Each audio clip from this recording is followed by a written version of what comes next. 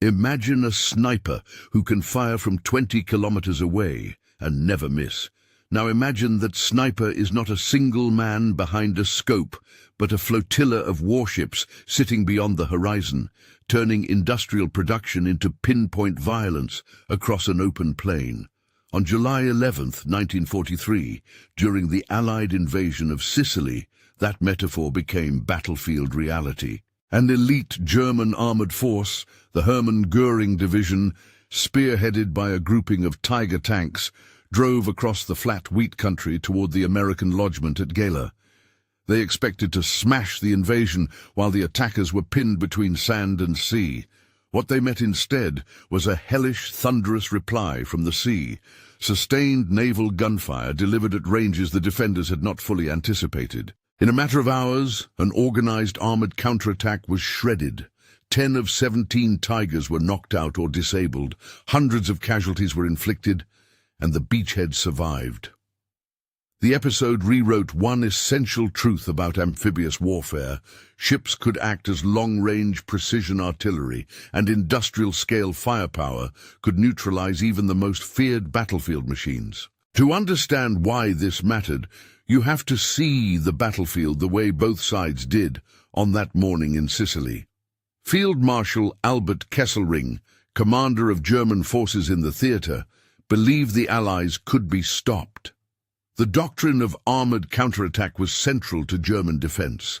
An invading force, hemmed against the sea, was particularly vulnerable, its mobility constrained, its heavy weapons still ashore, resupply tenuous.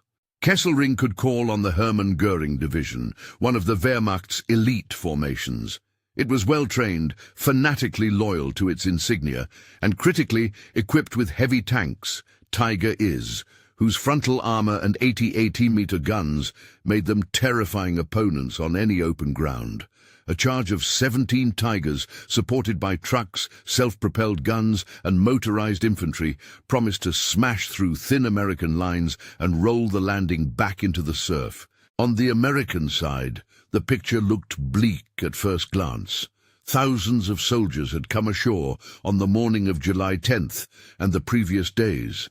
Landing craft, trucks, field artillery, and engineers were struggling ashore under sporadic air attack and shelling. For the infantry pinned to the beaches, the nearest heavy support was 2, 3, 4 miles away at most, ships parked off the coast. Naval forces sat as a ring of steel offshore. Cruisers and destroyers of the Western Naval Task Force under Vice Admiral Henry Kent Hewitt, carrying heavy guns, radar sets, fire control directors, and magazines full of shell after shell. These ships were not mere escorts for transports, they were mobile artillery platforms with the logistical depth to keep shooting for hours. That is the crucial reframing. When anchored or steaming offshore with radar and range data, a modern cruiser could deliver indirect fire inland at distances that most shore-based guns could not reach accurately. In effect, the fleet was a floating foundry of ordnance, translating American industrial output into a sustained barrage. If one term captures the German dilemma that morning, it is water behind you. An amphibious landing has a built-in constraint. Forces cannot simply withdraw into the sea without chaos and loss. And that constraint was precisely what German planners sought to exploit. The Hermann Göring Division and its tanks advanced across a wide plain toward Gela, their movement visible from a distance.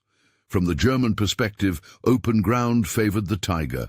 It combined heavy armor, a high-velocity gun capable of knocking out Allied tanks and fortified positions at long range, and a psychological effect on infantry and lesser armor.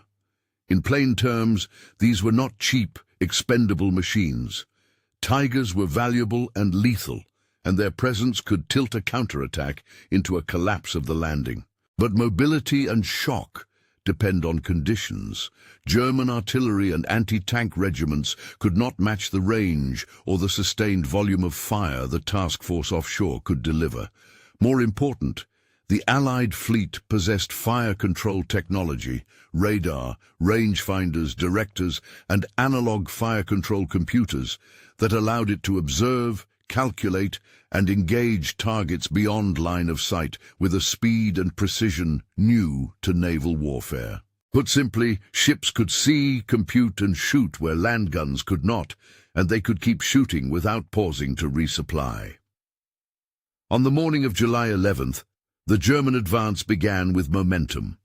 Columns of vehicles and tanks moved across the flat terrain, armor scraping dust, crew members searching the skyline for targets. Initial German penetrations troubled the American defenders. Forward units were pushed back, some positions were outflanked, the threat of a collapse loomed. Commanders ashore radioed for help, but the heaviest firepower that could be committed quickly came from the sea. That help arrived in a form the Germans had not fully accounted for: long-range naval bombardment. The first contacts and requests followed the normal chain of battlefield communication. Observers ashore watched the axes of German advance and called bearing and range to ships. By about 8:30, forward reports flagged the approaching armored columns. At roughly 09:10, coordinates fed into the system directed USS Boise and others to engage. Within the hour, more ships, Savannah, Brooklyn, and several destroyers, were lining up firing solutions. Naval fire control teams on the quarterdecks translated bearing, range, and predicted movement into firing orders. Radar and spotters corrected fall of shot.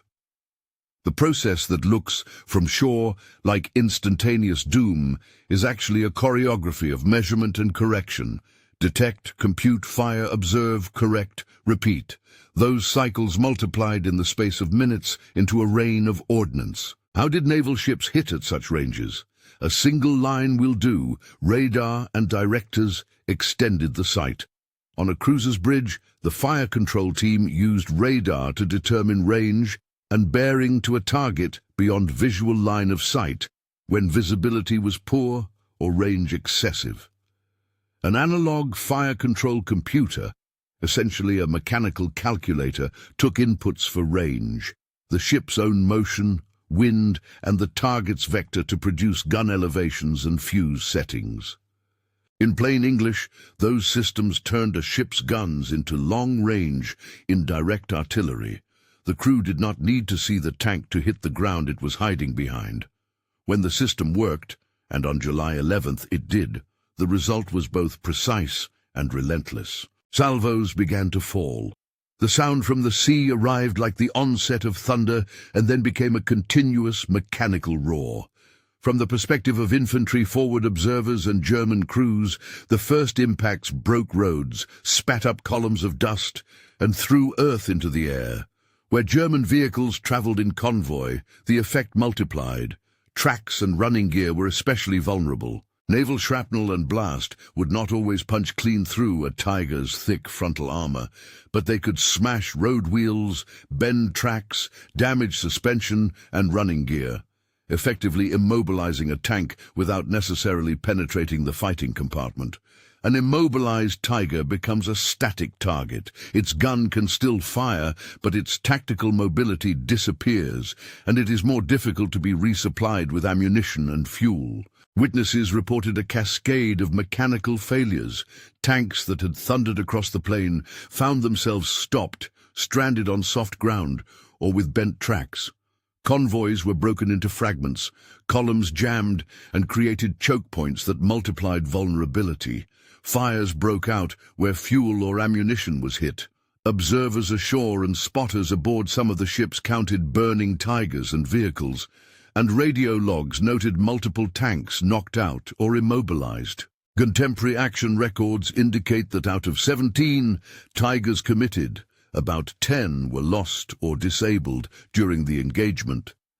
Hundreds of German casualties are recorded in various after-action reports. Ships expended a prodigious amount of ammunition to achieve this effect. One compilation of logs puts rounds fired in the thousands during a concentrated barrage that morning, reflective of a fleet willing and able to sustain high rates of fire for hours. There are tactical details worth underscoring. Naval gunfire at range targets movement controls and logistics as much as it targets armored protection. tanks depend on supply lines for fuel, ammunition, and recovery vehicles. When a long-range bombardment shreds those lines, the armor's tactical effect is blunted. A series of immobilized tanks clogging a road forces, following units to slow or reroute. Losses in infantry support and anti-aircraft or engineer assets further degrade the punch of an armored thrust. In Sicily, the fleet's concentrated efforts not only knocked out individual vehicles, but dislocated the German advance's rhythm. Where coordinated speed and momentum mattered, they found rubble and smouldering hulks and troops trying to extricate immobilized comrades under fire. This is not to say naval fire alone accomplished everything. The German attack was also hampered by factors beyond the ship's shells. Allied air cover that morning limited German maneuvering to an extent. Communications breakdowns and the difficulty of coordinating armor over open, chaotic terrain hampered the counterattack's cohesion. Supply issues and uncertain intelligence about the strategic picture further complicated matters. But naval gunfire was the decisive multiplier. By firing from ranges that put the fleet out of practical reach of German artillery and by sustaining the intensity of fire, the task force turned the attacking formation's apparent advantage into a liability. The Tigers, formidable in direct tank-on-tank combat, were vulnerable to a form of massed, long-range attrition that their designers had not primarily intended them to resist. Consider the sensory impression of the climax, a line of cruisers and destroyers, hulls dark against the horizon, guns trained inland. The quick, monotonous cadence of salvos punctuated by deeper, more resonant detonations as cruiser shells struck. Each impact throwing up dirt and smoke in the plain, immobilized tanks peppered across fields like broken teeth in a jaw, infantry seeking cover from steel raining down without an obvious source. For crews on those ships, fire control officers reading ranges and predicting motion delivered repeated corrections to gun crews. For the men ashore, both Allied defenders and German attackers, the experience was disorienting. The attackers were under precision bombardment from a source they could not immediately suppress, while the Allies on the beach watched in a combination of horror and relief as their most dangerous opponent was steadily neutralized. When the smoke cleared, the tactical picture had shifted. The Hermann Göring Division's counterattack had failed to achieve its objective of crushing the beachhead. Units withdrew or were withdrawn. The threat to Gela diminished. The Americans consolidated their positions and continued to pour men, materiel, and supplies onto the island. The battle became one more step in a campaign that would force Axis Command to reassess the viability of major armored counterthrusts against landings protected by modern naval gunfire. The longer-term implications are central to understanding mid-century warfare. Sicily's lessons rippled forward to later operations, Salerno, Anzio, and most notably, the Normandy landings. Amphibious doctrine adapted to the reality that navies could project sustained, precision fire inland, effectively enlarging the defensive depth of a beachhead. Combined arms planners learned to integrate naval fire plans, pre-landing bombardments, fire support areas, and spotter networks into their operational design. More broadly, the episode illustrated a systemic truth. As industrial production increased the volume and reach of weapons, victory often went to the side that could marshal not just battlefield skill, but the industrial means to sustain firepower and the organizational capacity to apply it where it mattered. There is a conceptual framing worth emphasizing.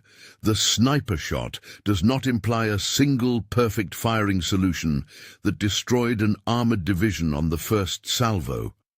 It is a metaphor meant to capture two linked ideas. First, the precision dimension. Modern fire control systems and radar gave naval guns an unprecedented ability to place rounds with a degree of accuracy across long distances. What once would have required a battery on land could now be delivered from 10 or 20 kilometers seaward. Second, the strategic dimension. The strike was surgical in effect, aimed at mobility, logistics and momentum, rather than purely annihilative. The fleet targeted what made the counterattack dangerous: movement, supply and cohesion, rather than merely seeking to punch through armor plate. In that sense, the sea's bullet found a vulnerable spot: the reliance on mobility in open terrain. Technological and industrial advantages underpinned that capability. American industry produced not only tanks and planes, but also the shells, propellant and trained sailors necessary for prolonged naval fire. The cruisers' magazines were stocked with the kind of ammunition that could be fused, aimed and fired in rapid sequences. Destroyers provided high rates of fire with smaller calibers to saturate and disrupt movement. The analytical lesson is clear. Battlefield skill matters, but without the systems to sustain, amplify and direct that skill at scale, local superiority can be overwhelmed by persistent, system-wide firepower. Strategically, the result in Sicily helped set the tone for later amphibious operations. Planners took away a validated template: integrate naval fire as both preparatory and responsive support. Employ radar and fire control to engage targets beyond visual range. Prioritize logistics and recovery assets to maintain operational tempo. On the German side, the episode exposed the limits of traditional counterattack doctrine when facing an opponent willing and able to apply overwhelming indirect fire from the sea.